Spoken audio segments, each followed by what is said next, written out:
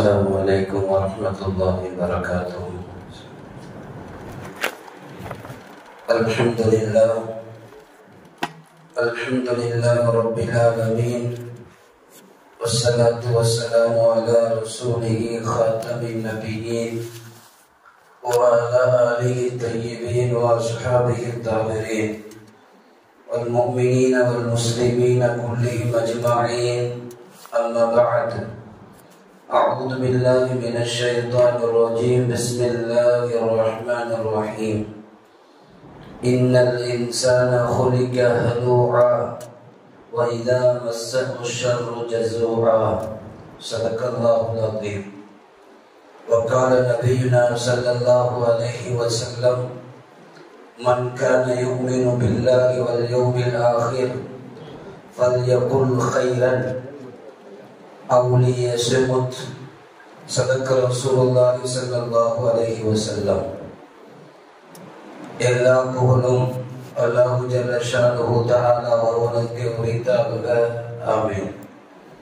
அருமை நாயகம் முஹம்மது ரசூலுல்லாஹ் ஸல்லல்லாஹு அலைஹி வஸல்லம் அவர்கள் மீதும் நல்பாக்கியத்திற்குரிய சஹாபாக்கள், தாபியீன்கள், தபா தாபியீன்கள், அக்தாபுகள், அவுலியாக்கள், சுபதாக்கள், நாதாக்கள், நல்லவர்கள் நம் அனைவரின் மீதும் அல்லாஹ்வின் நல்லருள் என்றென்றும் நிறைவாக நிலவட்டுமாக. ஆமீன். என்று எல்லாம் வல்ல அல்லாஹ்விடத்தில் பிரார்த்தித்து துவங்குகின்றேன். அல்லாஹ்வின் பேரருளால் மகத்தான ஜும்மாவில் நாம் எல்லாம் ஜும்மாவுடைய தொழுகைக்கு அமர்ந்திருக்கிறோம். ஒவ்வொரு ஜும்மாவிலேயும் இஸ்லாம் குறித்தும் இஸ்லாமுடைய நோக்கங்கள் குறித்தெல்லாம் எல்லா ஜும்மா மேடைகளிலேயும் உலமாக்கள் பேசுவார்கள். ஒவ்வொரு பயானிலேயும் நமக்கான ஒரு கருத்து, நமக்கான ஒரு தேடல், ஏதாவது ஒரு கேள்விக்கு ஒரு விடை என்று அல்லாஹ் ஒவ்வொரு ஜும்மாவிலேயும் ஒவ்வொரு முஸ்லீம்களுக்கும் வைத்திருப்பான்.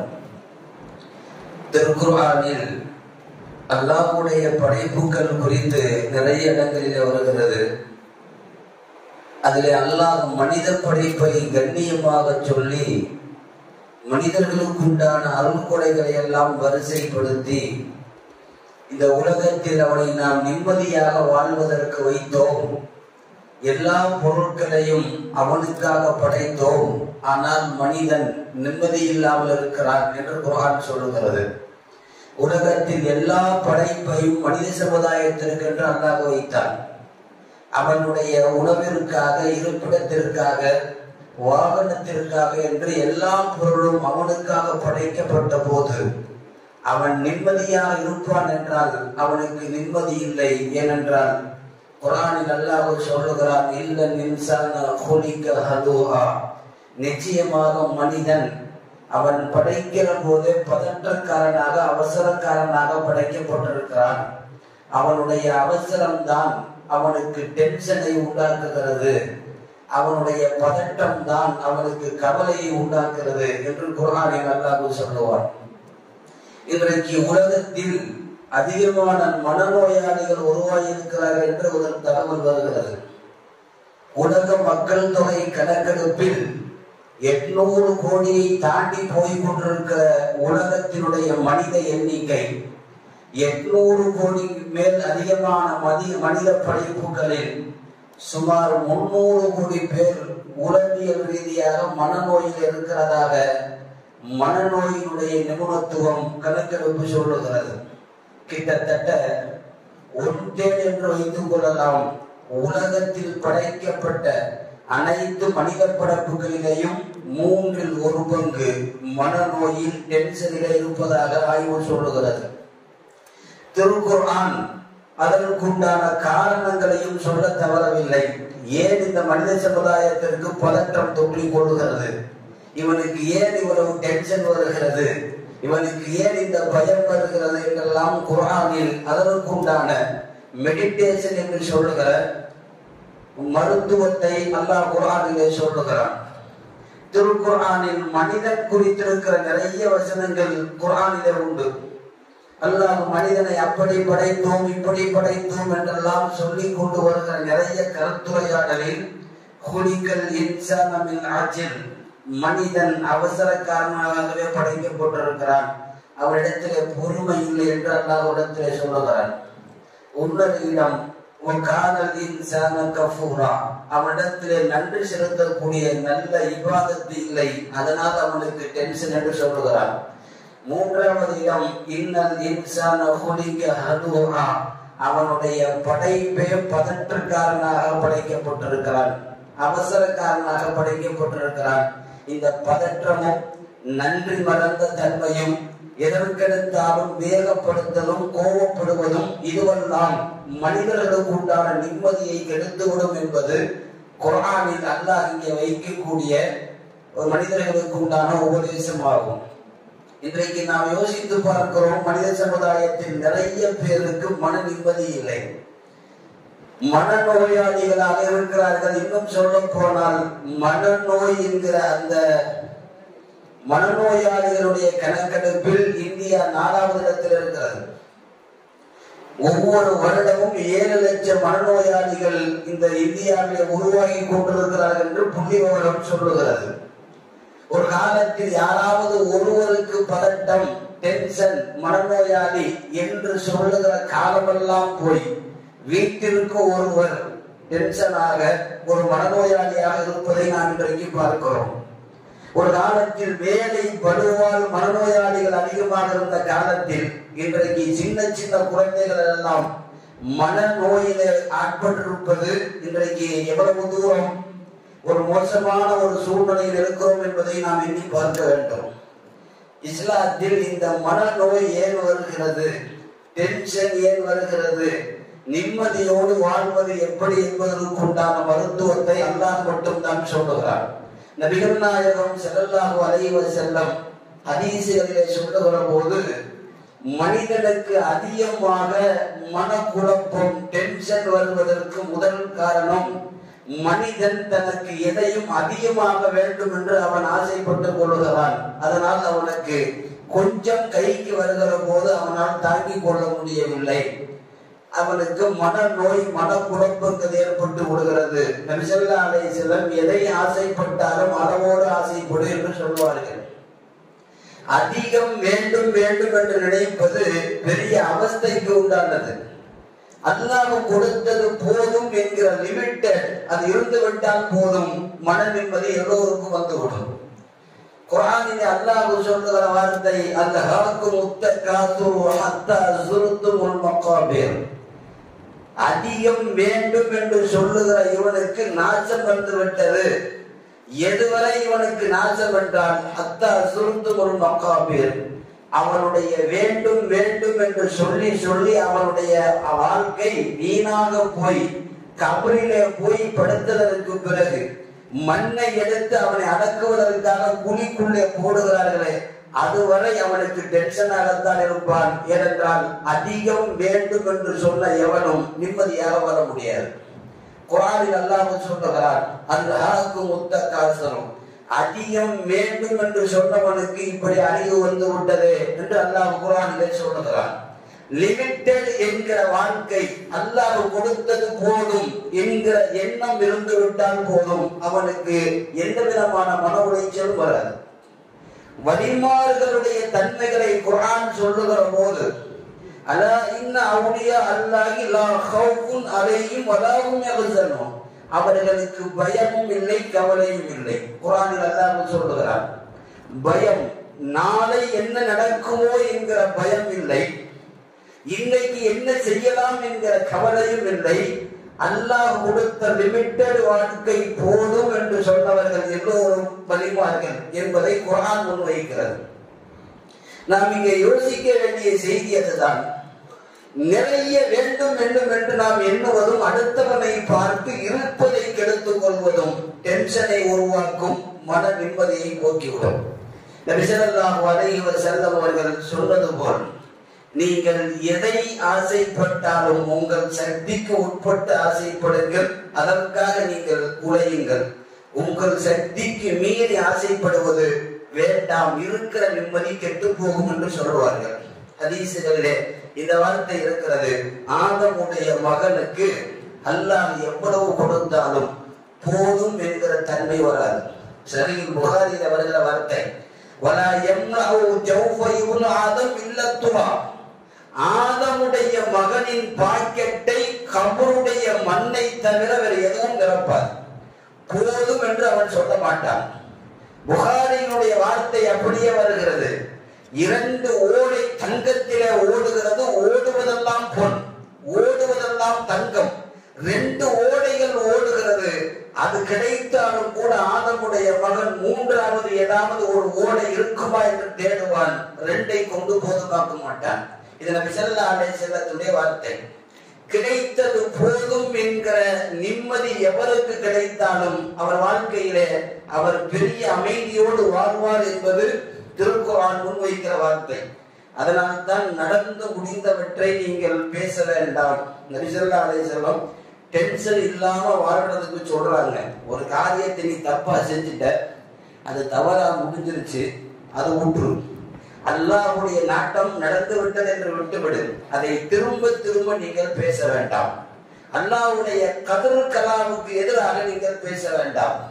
சில நேரங்களிலே பணத்தை இழந்து விடுவோம், தரக்கூடிய நபரிடம் போய் கொடுத்து முதலீட்டை இழந்து விடுவோம், பிசினஸ்ல ஏதாவது குறை ஏற்பட்டு விடும், இருக்கிற பொன்பொருள் எல்லாம் போய்விடும்.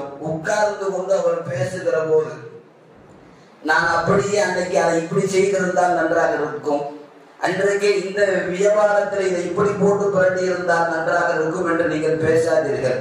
அல்லாஹ் நிர்ணயித்தது போய்விட்டது.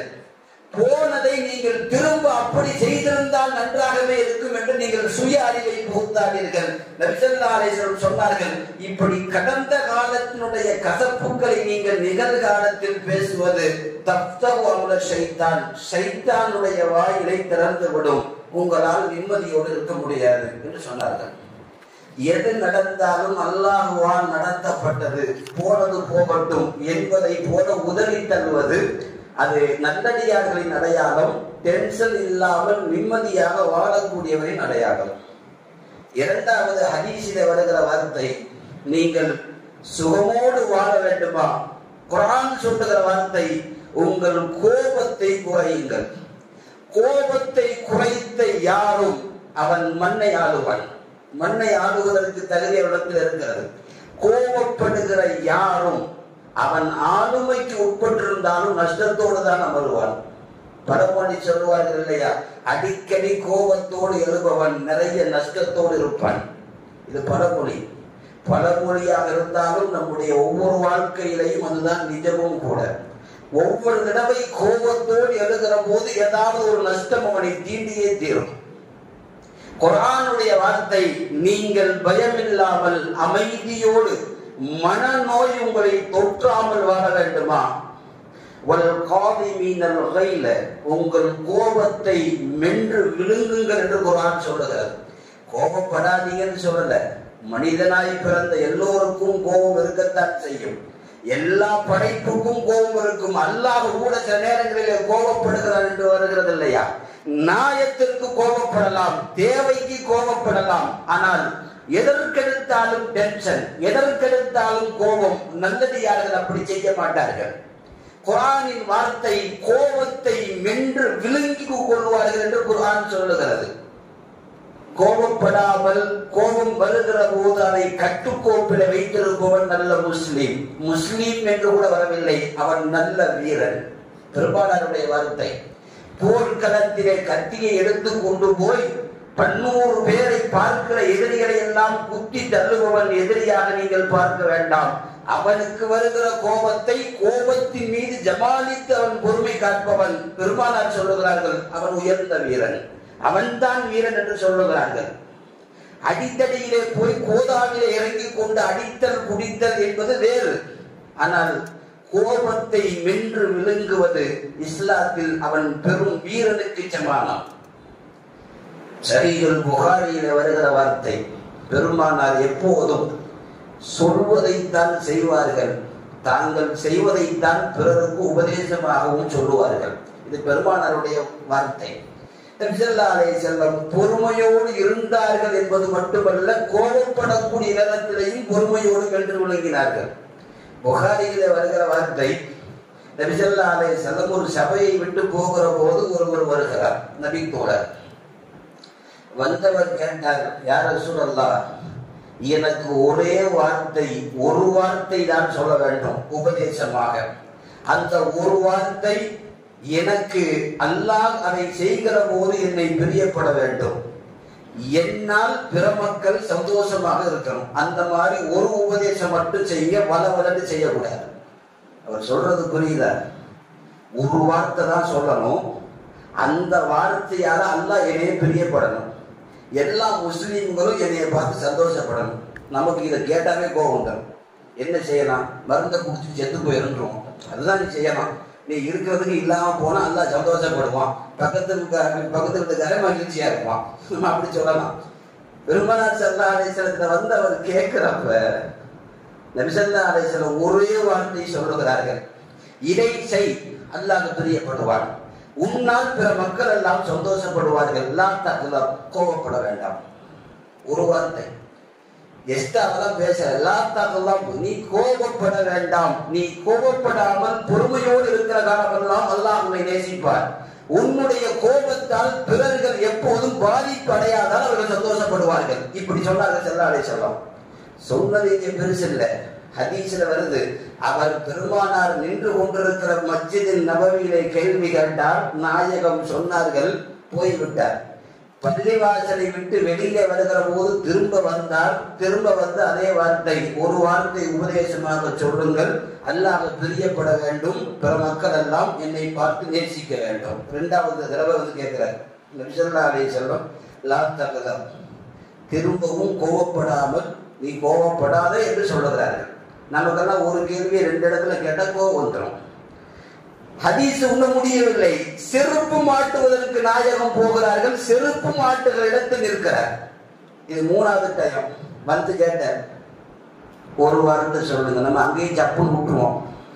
நான் லூசு பயில் நினைச்சியா திரும்ப திரும்ப வந்து கேட்டுட்டு இருக்கிறேன்னு சொல்லி அங்க அவர் கோபமாயிடுவார். யாரு கோபப்படாதன்னு சொன்னாலும் இப்ப அவர் டென்ஷன் ஆகி அது பெரிய பிரச்சனையா வந்துடும். நபி ஸல்லல்லாஹு அலைஹி வஸல்லம் மூணாவது தடவையும் அந்த வார்த்தை. ஹதீஸினுடைய கடைசி கட்டம், பெருமானார் வீட்டுக்குள்ளே போய் நுழைய போகிறார்கள், வீட்டுக்கு பக்கத்தில் வந்து நிற்கிறார். 4 தடவையும் வந்து கேட்டார், நபிகள் நாயகம் கோபப்படாதே என்று தன்னை கோபப்படுத்துகிற சூழ்நிலையும் கோபப்படாமல் சொன்னார்கள். உலகத்தில் டென்ஷன் இல்லாமல் வாழ்வதற்கு பெரும் யுக்தி. மனநல மருத்துவர்கள் எல்லாம் சேர்ந்து சமீபத்தில் ஜெர்மனியினுடைய ப்ரொஃபசர் இந்த ஹதீஸினுடைய வார்த்தையை சொல்லுகிறார், உலகத்தில் கோபப்படுத்திய மக்களை கூட கோபப்படாதே என்று சொல்லிய ஒரு தலைவர் முஹம்மது ஸல்லல்லாஹு அலைஹி வஸல்லம் என்று எழுதுவார்கள். நான் எதற்கு சொல்லுகிறேன், இன்றைக்கு கோபம் அதிகமாக இருக்கிற சமுதாயம். கையில வைத்திருக்கிற செல் ஏதாவது சொல்லிவிட்டால் ஓங்கி எறிந்து விடுகிறார். வயசு 10 தான் ஆகுது. நிறைய கோபங்களுக்கு மத்திய இன்றைக்கு குழந்தைகள், பொறுமை இல்லாத துனியா, பொறுமை இல்லாத மக்கள். உலகத்தில் மனநோயாளிகள் இந்தியாவில் மட்டும் வருஷத்திற்கு 7 லட்சம் பேர் என்று சொன்னால், உலக மக்கள் தொகை 800 கோடியில் 300 சில்லறை 300 கோடி பேர் மனநோயாளியாக இருக்கிறார்கள் என்று பார்க்கிற போது எப்படி துனியா நிம்மதியோடு இருக்க முடியும்? நபிகள் நாயகம் ஸல்லல்லாஹு அலைஹி வஸல்லம் கோபப்படுகிற போது நீங்கள் கோபத்தை மென்று விழுங்குங்கள் என்று சொன்னார்கள். ஹதீஸிலே வருகிறது, எப்போதெல்லாம் உங்களுக்கு கோபம் வருமோ நீங்கள் அஊது பில்லாஹி மினஷ் ஷைத்தானிர் ரஜீம் என்று சொல்லிக் கொள்ளுங்கள். உங்களால் முடிந்தால் வுது செய்து கொள்ளுங்கள். ஷைத்தான் கோபத்தை தூண்டுவான், அவனால் தான் கோபம் வருகிறது. அவன் நெருப்பால் படைக்கப்பட்டவன். கோபம் வருகிற போது அவனுக்கு கண் சிவக்கும், கோபம் வருகிற போது இரத்த ஓட்டம் அதிகமாகும், கோபப்படக்கூடிய ஆளின் உடல் சூடேறிவிடும், ஷைத்தான் அவனை ஆக்கிரமித்து விட்டான். ஆகவே நீங்கள் வுது செய்து கொள்ளுங்கள், நெருப்பை தண்ணீரை கொண்டுதான் அணைக்க முடியும். அஊது பில்லாஹி மினஷ் ஷைத்தானிர் ரஜீம் என்று சொல்லிக் கொள்ளுங்கள். அந்த வார்த்தைக்கு அவன் உங்களை விட்டு விலகி விடுவான். இது ஹதீஸ்ல வருது. எப்போதெல்லாம் டென்ஷன் வருகிறதோ அப்போதெல்லாம் அஊது பில்லாஹி மினஷ் ஷைத்தானிர் ரஜீம் சொல்லுகிற மக்கள் அமைதியாகவே இருப்பார்கள்.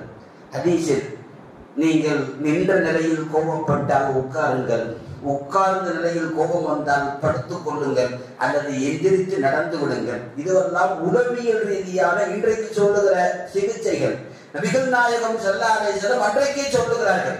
இதுவெல்லாம் இடங்களை மாற்றுகிற போது உங்கள் கோபத்தை தணித்துக் கொள்ள முடியும், நீங்கள் டென்ஷன் இல்லாமல் வாழ முடியும். ஹதீஸில இந்த வார்த்தையினுடைய பொருள் இதுதான். ஒரே ஒருவர் ஒரு நாளுடைய கோபத்தை அவர் கடந்து விட்டார், கோபப்படாமல் அந்த கோபத்தை கடந்து விட்டால் அவர் 2 மாச நிம்மதியை விலைக்கு வாங்கி விட்டார் என்று எழுதுவார்கள். இன்னைக்கு திடீர்னு ஒரு கோபத்தில் வரக்கூடிய எத்தனை பிரச்சனை, கோபத்தில் டென்ஷனில் தலாக்கி விட்டவன் எத்தனை பேர், கோபத்தில் கொலை செய்தவன் எத்தனை பேர், கோபத்தில் தவறான வார்த்தைகளை சொன்னவன் எத்தனை பேர், கோபத்தில் வாங்கி வைத்திருந்த அவன் பொருளை அவனே உடைத்துக் கொண்டு தலையிலே அவன் துண்டை போட்டுக் கொண்டவன் எத்தனை பேர். ஒரு நாள் கோபத்தை அவன் கடந்து விட்டான், அவன் 2 மாதத்திற்கு உண்டான நிம்மதியை விலைக்கு வாங்கிவிட்டான் என்று எழுதுவார்கள். ஆகவே இன்றைக்கு நிம்மதியாக வாழ்வதற்கு கோபத்தை குறைத்துக் கொண்டால் போதும். ஸல்லல்லாஹு அலைஹி வஸல்லம் அமைதியோடு வாழ்வதற்கு இதையெல்லாம் இந்த உம்மத்திற்கு சொல்லித் தருகிறார்கள். நீங்கள் அல்லாஹ் கொடுத்ததை நிஅமத்தை கொஞ்சமாக இருந்தாலும் பொருந்திக் கொள்ளுங்கள், கோபப்படாமல் வாழுங்கள். 3வது, வருங்காலத்தை நினைத்து நீங்கள் கண்டதை நினைக்க வேண்டாம். பெருமானார் சொல்லுகிற வார்த்தை, நாளைக்கு இருக்கிற கவலை எல்லா மக்களிடம் இருக்கிறது. நாளைக்கு நம்ம என்ன செய்ய போறோம், துனியாவில் நீ இன்னைக்கு நைட்டு தாண்டதே பெரிய விஷயம் இல்லையா? யாருக்கு எங்க எப்படி சொல்ல முடியலையே. ஒரு ஐசியூவான பேஷண்ட் இருக்கிற போது டாக்டர் சொல்றாரு இவர் இன்னைக்கு இஷாவுக்குள்ள அவர் போயிடுவாரு அப்படின்னு ஒரு டாக்டர் சொல்றப்ப அதை நம்ம கவலைப்படுறோம். ஆனா நமக்கு அந்த இஷா வரைக்கும் இவருக்கு போறான்னு சொல்ல முடியாது. அவருக்காவது இஷா வரைக்கும் இருதயம் துடிப்பதற்கு சக்தி இருக்கிறதுன்னு ஒரு அளவுகோல் இருக்கிறது. நமக்கு அது கூட இல்லையே. நாளை அப்படிங்கிற வார்த்தையை நீங்க நினைத்து கவலைப்பட வேண்டாம். ஹதீஸின் வார்த்தை, நபிகள் நாயகம் ஸல்லல்லாஹு அலைஹி வஸல்லம் சொன்னார்கள், ஹஸனுல் காத்திபி, எழுத்தாளன், அல்லாஹ் எழுதிய எழுத்தாளன் இருக்கிறானே அவன் ரொம்ப அழகானவன், அவன் ரொம்ப தந்திரமானவன், அவன் எழுதியவன் ஆகச் சிறந்த எழுத்தாளன். அவன் எழுத்திலிருந்து எதுவும் தப்பிக்க முடியாது. உங்களுக்கு என்ன என்பதை அவன் எழுதி நிர்ணயம் செய்து விட்டான். நீங்கள் கவலைப்பட்டாலும் அதுதான், கவலைப்படாமல் இருந்தாலும் அதுதான். கூடுவதோ குறைப்பதோ எதுவும் கிடையாது. நாளைக்கு என்ன என்பதை நினைத்து நீங்கள் கவலைப்பட வேண்டாம், அது உங்களுக்கு மனசோர்வை கொடுக்கும் என்று பெருமானார் ஸல்லல்லாஹு அலைஹி வஸல்லம் சொல்லுகிறார்கள். இல்லைங்க, மனித சமுதாயத்தில் எல்லாத்துலயும் அந்த கவலை இருக்கு.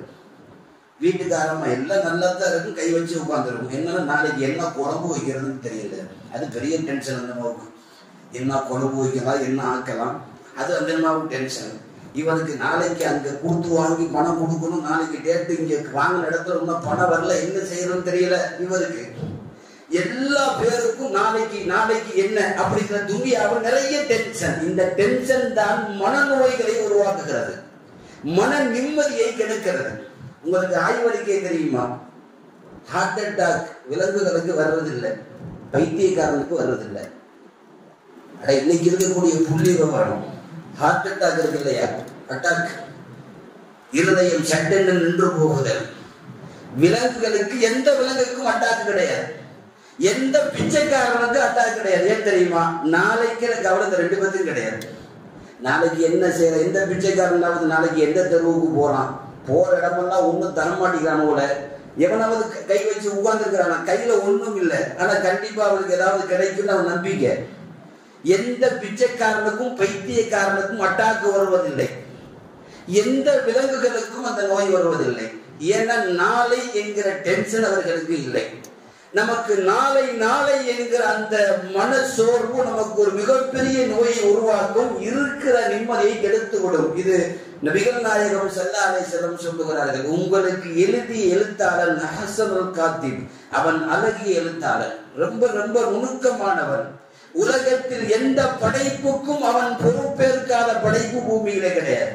குர்ஆனின் வார்த்தை, கஅய்யும் மின் தாபத்தின் லா தஹ்மிலு ரிஸ்கஹா, உலகத்தில் தன்னுடைய ரிஸ்கை எந்த படைப்பும் தன் முதுகிலே சுமக்கவில்லை. அல்லாஹ் தான் ரிஸ்க் தருகிறான். அல்லாஹ் யர்சுகுஹா வ இய்யாக்கும், உங்களுக்கும் அவன் தான் தருகிறான், கவலை இல்லாமல் இருக்கிற பிராணிகளுக்கும் அவன் தான் தருகிறான். ஏன் நீங்கள் மட்டும் நாளை குறித்து கவலைப்படுகிறீர்கள்? குர்ஆன் கேட்கிறது. உழைக்காமல் உட்கார்ந்து கொள்ளணுமா என்றெல்லாம் நீங்கள் அப்படி நினைக்க வேண்டாம். அவன் எழுதியது வெடித்தது நடக்கும். தெருவுக்குள்ள பழத்தை வச்சு வண்டியில தள்ளி தள்ளி போவார், ஒரு பலம் இருக்கார். அவர் உழைக்கத்தான் செய்கிறார், முயற்சி செய்யத்தான் செய்கிறார். வண்டி முழுவதும் பலம் இருக்கிறது, தெருவெல்லாம் சுற்றுகிறார், வெயிலிலே சுற்றுகிறார், ஒருவனும் பலம் வாங்கவில்லை. வீட்டிற்கு வருகிற போது அதே பழத்தோடு தள்ளி கொண்டு போகிற எத்தனை வியாபாரிகள் இருக்கிறார்கள். அதே நேரத்திலே ஒன்றுமே இல்லை, வீட்டுக்குள்ளே பழத்தை வைத்து இவன் உட்கார்ந்து இருக்கிறான். இன்றைக்கு வேலைக்கு போகாமல் இருக்கலாம் என்று திடீரென்று ஒரு பெரிய ஆர்டர் அவனை தேடி வருகிறது. எனக்கு இத்தனை கிலோ பழம் வேண்டும் கூட என்று சொல்லி. முயற்சிக்கு அப்பாற்பட்டது அல்லாஹ் வைத்திருக்கிற விதி. அந்த விதி நடந்துதான் தீரும். அது நாளை என்று வருகிற போது அந்த விதியை அல்லாஹ் நமக்கு சிறப்பாக நடத்தி தருவான் என்று நம்புதல். நபி ஸல்லல்லாஹு அலைஹி வஸல்லம் அதைத்தான் சொன்னார்கள். நீங்கள் அல்லாஹ்விடத்திலே நாளை குறித்து நீங்கள் கேளுங்கள், கவலை கொள்ளாதீர்கள். அல்லாஹ் என்னோடு இருக்கிறான், அவன் எனக்கு நல்லதை கொடுப்பான் என்று நீங்கள் அல்லாஹ்விடத்திலே துஆ செய்யுங்கள். அல்லாஹ் இன்னபி திக்ருல்லாஹி தத்மஇன்னுல் குலூப். அல்லாஹ்விடத்திலே திக்ர் செய்கிற, அல்லாஹ்வை நம்புகிற கல்வி எப்போதும் நிம்மதியாக இருக்கும். மூசாவுக்கு தெரியாது கடல் பிளக்கும் என்று. நமக்கு தெரியும், கடல் வருகிற போது மூசா கடலை பார்த்து என்ன பயப்படவா செய்தார், கவலையப்பட்டார். மூசாவுக்கு தெரியாது கடல் பிளக்கும். கடல் பிளக்கும் என்கிற மூலகுறை அங்க யாருக்கும் தெரியாது. ஆனால் மூசாவுக்கு இது தெரியும், அல்லாஹ் என்னோடு இருக்கிறான். இன்னல்லாஹு மஅனா, அவன் என்னோடு தான் இருக்கிறான், நான் பயப்பட தேவையில்லை. இந்த அல்லாஹ் இருக்கிறான் என்கிற அந்த எண்ணம் தான் கடலை பிளக்க வைத்தது. நாம் அந்த எண்ணத்தை தான் எடுத்துக்கொள்ள வேண்டும். நாளை என்பது குறித்திருக்கிற எந்த டென்ஷனும் இருக்கக்கூடாது. ஹசன் பஸ்ரி ரஹ்மத்துல்லாஹி அலைஹி பெரிய வலிமார்கள், கட்டுப்பட்ட பெரிய வலி. சஹாபாக்களினுடைய நிறைய சஹாபாக்களை கண்ணால் பார்த்தவர்கள் ஹசன் பஸ்ரி ரஹ்மத்துல்லாஹி அலைஹி. உமர் ரலியல்லாஹுடைய காலத்தில் தான் இவர் பிறக்கிறார். இவர்கள் மௌத்தாகிற போது நிறைய சஹாபிகளை நேரடியாக பார்த்திருக்கிறார்கள். இவர்கள் தாபியின்களிலே கட்டுப்பட்டவர்கள். ஹசன் பஸ்ரி ரஹ்மத்துல்லாஹி அலைஹி சொன்னார்கள், யாரோ கேட்டாங்களா, எப்போ பார்த்தாலும் நீங்க ரொம்ப ஃப்ரீயா இருக்கீங்களே, டென்ஷனே இல்லையே, கூலாவே இருக்கீங்களே, எந்த விதமான ஒரு நடுக்கமும் இல்லை, பயமும் இல்லை, எப்பயும் கேர்லெஸ்ஸா ஏதாவது எதையுமே நீங்க விட்டுறீங்க, ரொம்ப பெருசா எடுத்துக்கிறது இல்லையே, இதுக்கு என்ன காரணம்? எங்களால் அப்படி இருக்க முடியலையே. கேள்வி கேட்டவருக்கு ஹசன் பஸ்ரி ரஹ்மத்துல்லாஹி அலைஹி சொன்னார்களாம், ரிஸ்க் உலகத்திலே எங்கிருந்தாலும் ஏன் ரிஸ்க்கை நான் தான் சாப்பிடணும், வேற யாரும் போய் சாப்பிட முடியாது. அல்லாஹ் எனக்கு நிர்ணயம் பண்ணிட்டான். ஹசன் பஸ்ரி பிறந்ததிலிருந்து மௌத்தா போற வரைக்கும் இந்த ரிஸ்கெல்லாம் இவனுக்கு தான் அப்படின்னு முடிவு பண்ணிட்டான். அந்த முடிவு பண்ண ரிஸ்கை நான் மட்டும்தான் சாப்பிடணும். யாராவது தட்டில் இருந்தாலும் கூட தேடி கொண்டு வந்து இங்க போட்டுருவாங்க, அந்த அவருக்கு வைப்பான் அப்படின்னு கொண்டு வந்து வந்துடும். அவர் சாப்பிட முடியாது. ரிஸ்கை நிர்ணயிக்கப்பட்டவன் மட்டும்தான் சாப்பிட வேண்டும்.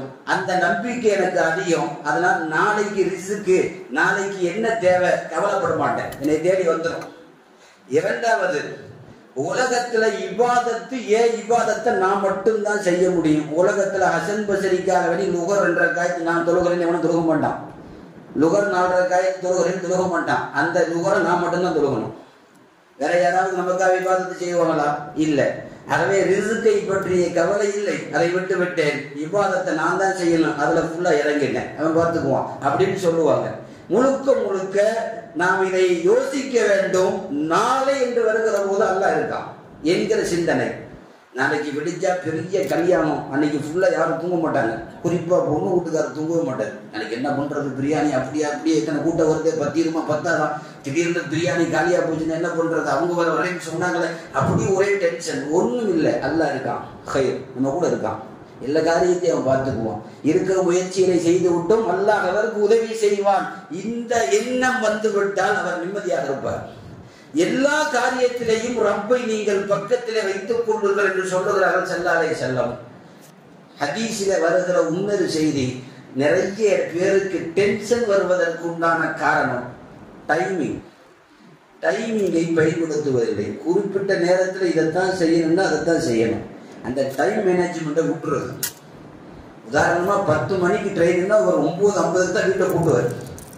வீட்டை கூட்டிட்டு அந்த 10 நிமிஷத்துல படுற பாடு இருக்கேன், அதை கூடி ஆட்டோவை கூடி அங்க கூடி அதை கூடி அப்படின்னு போய் அந்த டிக்கெட்டை எடுத்து வேர்த்து விறுவிறுத்து அங்க உள்ள போய் ட்ரெயின்ல போய் பிடிச்சி உட்கார்ந்து வேர்த்து ஏன் ஒரு அரை மணி நேரத்துக்கு முன்னாடி போய் உட்கார்ந்தா என்ன ஆக போகுது?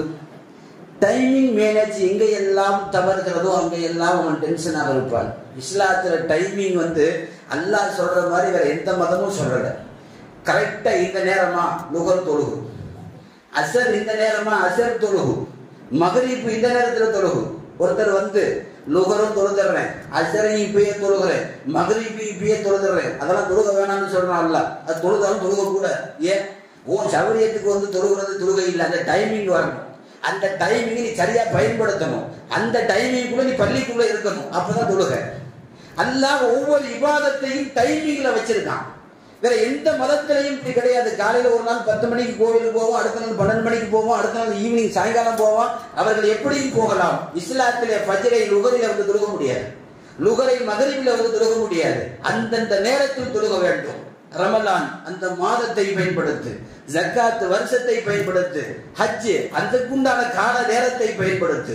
இதுவெல்லாம் ஒரு முஸ்லிம் டைமிங்கோடு இருக்க வேண்டும் என்பதற்குத்தான் இபாதத்தும் இங்கே அப்படி கட்டமைக்கப்பட்டிருக்கிறது.